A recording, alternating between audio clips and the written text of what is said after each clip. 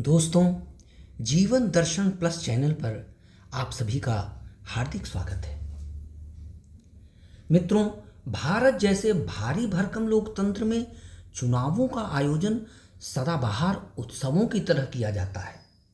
जब चुनाव का मौसम आता है तो पेशेवर व्यंगकार पूरी ऊर्जा से सक्रिय हो जाते हैं।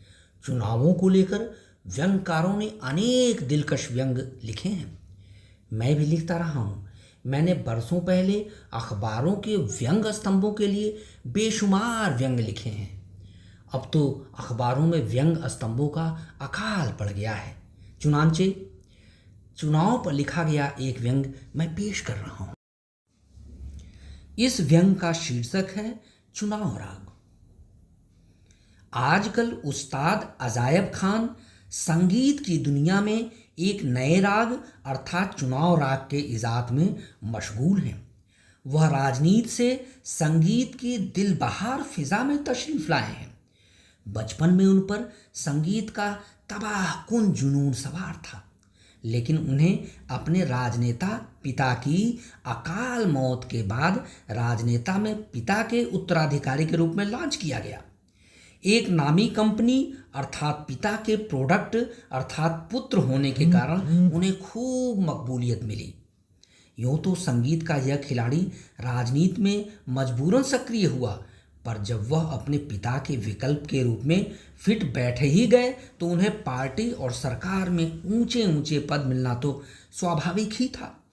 इस तरह उन्होंने अपने काम और कीरत से देश को कृतार्थ किया है। बहरहाल, जब उन्होंने राजनीति से औचक संन्यास लेकर हिलोरते संगीत सागर में छलांग लगाया तो उनके चहेते चमचे ताज्जुब के सैलाब में डूबकर यह मान बैठे कि खान साहब ने भरी जवानी में सियासी चाल को तौबा कर और संगीत की सीधी साधी चाल अपनाकर खुदकुशी कर ली है। लेकिन जब उन्होंने मियाँ की तोड़ी नामक मशहूर राग की तर्ज पर कई तोड़ियाँ मसलन कांग्रेस की तोड़ी, भाजपा की तोड़ी, सपा की तोड़ी पेश की तो सारा राजनीतिक मंच रागों आलापों के गुंजन से गुंजायमान हो उठा। तब उनके चहेतों ने उन्हें उस्ताद के सरनेम से नवाजा। उन्होंने राजनीतिक पार्टियों में जोड़ तोड़, खींचतान, विलाप प्रलाप के भावों अनुभवों को उक्त रागों से संप्रेषित कर राजनीतिक घातों प्रतिघातों को सरगम से मूर्त रूप प्रदान किया है। लिहाजा वे फरमाते हैं कि गठबंधन सरकार से समर्थन वापस लेने के बाद सत्ता का पतन होने तक जैसे राजनीतिक भूचालों के कारण दीन दरिद्र जनता पर महंगाई का जो कहर बरपता है उसका बयां करने के लिए एक नया राग आलापना जरूरी हो गया है। सो वे चुनाव राग पर बेअटक बेखटक काम कर रहे हैं। वे बताते हैं कि चुनाव राग में चुनाव के पहले और चुनाव के बाद के माहौल को इस प्रकार पैदा किया गया है कि उसकी पृष्ठभूमि से जनता की रुदन और कोहराम का आभास होता है। इस तरह समर्थन वापस लेने के कारण सत्तारूढ़ सरकार के धड़ाम से गिरने और उसके अल्पमत में आने की खलबली हड़बड़ी को राग के आरंभिक स्वर विस्तार में उभारा गया है। दूसरी ओर किसी भी दल को स्पष्ट बहुमत न मिल पाने की स्थिति में सबसे बड़े दल के प्रति छोटे दलों और विजेता निर्दलीय प्रत्याशियों के आकर्षण के कारण उत्पन्न अफरा तफरी को झंकृत किया गया है। चुनाव में दूसरे स्थान पर आने वाली पार्टी की सत्ता से दूर रहने की बेचैनी को खिसियानी बिल्ली खंभा नोचे के अंदाज में स्वरबद्ध किया गया है।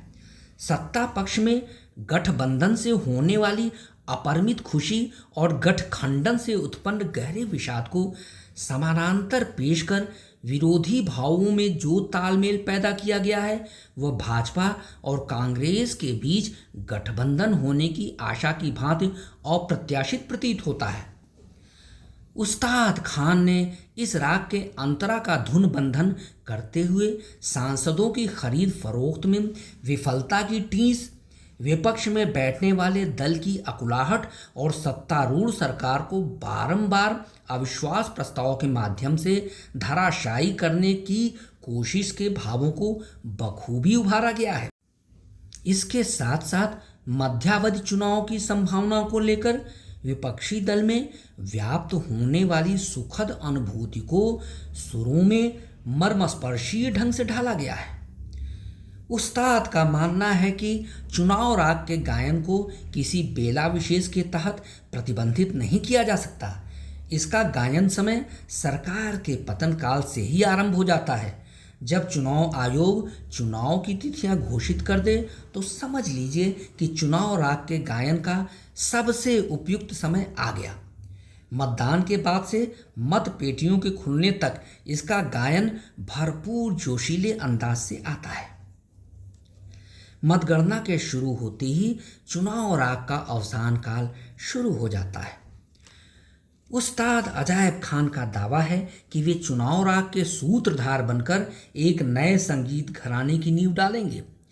जिस प्रकार कोई आदमी चमचा, नेता और राजनेता के पदों को बामशक्कत हासिल करता है, उसी प्रकार खान साहब उस्ताद, छोटे मियाँ और बड़े मियाँ की दुर्लभ उपाधियाँ शनय शनय हासिल कर संगीत में राजनीतिक द्वंद्व प्रपंच को सप्त स्वरों के आंदोलन और झंकार के जरिए संप्रेषित करके उन्होंने एक नवीन संगीत विधा का सूत्रपात किया है।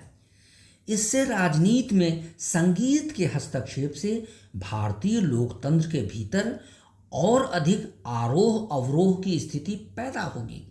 चुनाव राग के प्रशंसक चुनाव होने की संभावना को पूरे वर्ष बरकरार रखने के पक्ष में होंगे ताकि इसे 12 मासा राग का दर्जा दिया जा सके। इससे एक बड़ा फायदा यह होगा कि नेतागण वर्ष भर मंचों पर थिरकते रहेंगे। उनकी भ्रिकुटियों और हाव भाव से जनता के सामने राजनीतिक कुचक्रों का खुलासा होता रहेगा। लोकतंत्र के उन अनबूझ रहस्यों का पर्दाफाश होता रहेगा जिन्हें हमारे मायावी नेता ही समझ पाए हैं। साहित्य के रसिक बंधुओं, यह व्यंग रचना आपको कैसी लगी? आपसे अनुरोध है कि आप इसे शेयर और सब्सक्राइब अवश्य कीजिएगा।